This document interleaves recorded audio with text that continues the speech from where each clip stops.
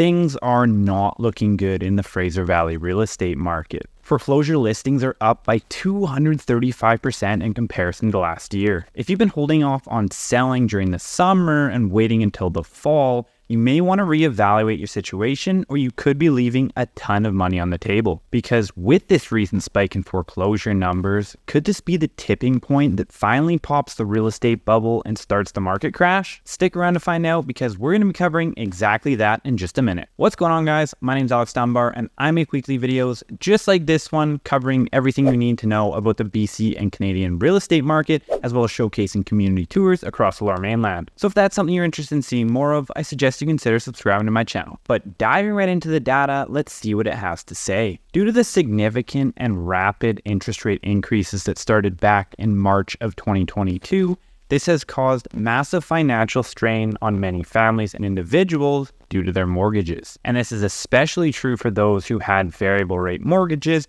or have renewed in the last couple of months. And with a large number of households still clinging on to their previous low rate, there's still another wave of mortgage renewals coming. What most people don't realize is that when we see changes in interest rates, the impact on the market doesn't happen for at least 12 to 18 months. So essentially, that sets us back to the first half of 2023. And that means that it's only now that we're finally seeing the full impact of those interest rates on the local market. However, we did just see 2 interest rate decreases over the past 2 consecutive months, which has played a small role in combating it. But is that enough to actually make a difference, or are people still in big trouble? To find out, let's see what the numbers have to say. And just before I dive into the data, I just want to clarify a few things. A foreclosure is a legal process in which a lender attempts to recover the balance of a loan from a borrower who has stopped making payments to the lender, essentially their mortgage, by forcing the sale of the asset, which is their home, used as collateral for the loan. Foreclosures that occur in BC are conducted by the BC Supreme Court, which approves every step in the process and makes the final decision on whether or not to accept an offer. For this reason, foreclosure listings are often referred to as court-ordered sales, which is what I'll be referring to them in this video, but I may use the words interchangeably, so just be aware. So as I mentioned at the very start, foreclosure listings are up by a whopping 235%. And this is across the 3 property types of condos, townhomes, and detached homes. And just to give context to this, in July of 2023, there were a total of 17 court-ordered sales. 11 were detached, 4 were townhomes, and 2 were condos. During that same month, there was 2,611 new listings that hit the market and a total of 5,158 listings. Fast forward to July of 2024, there are a total of 57 court-ordered sales. 49 of those are detached homes, 5 are townhomes, and 3 are condos. During that month, there was 3,170 new listings that hit the market and a total of 7,332 active listings. And so based on these numbers, this is where we see that massive 235% increase. However, let's break it down just a little bit more. So when we consider the number of court-ordered sales that are currently active on the market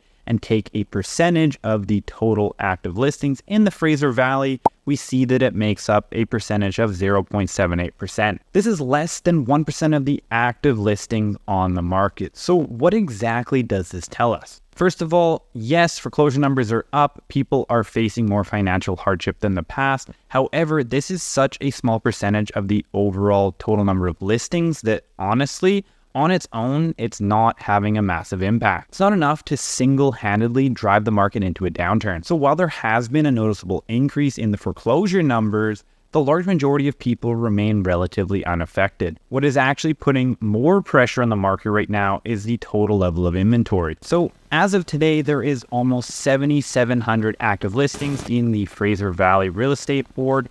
And as you may have seen in my previous videos, you need to have around or over 6,500 active listings in order to have a balanced market or have downward pressure on the market. And the current level of inventory that we have is the highest that it's been since 2019. So what's currently keeping prices at bay and even having some slight downward pressure in certain property types and locations is due to 2 factors: the total level of inventory and the interest rates still being relatively high. Of course, this is just relative to the past 10 years, and overall, they're really not that high. However, with the latest interest rate decreases and a projection for another 2 by the end of the year, we're going to have 2 combating forces. And what it's really going to come down to is whether or not inventory continues to climb or whether we see it start to fall as we head into the winter. Because historically, we typically see inventory peak at some point in time between May and August. And in the past, when we have seen it go into September or October,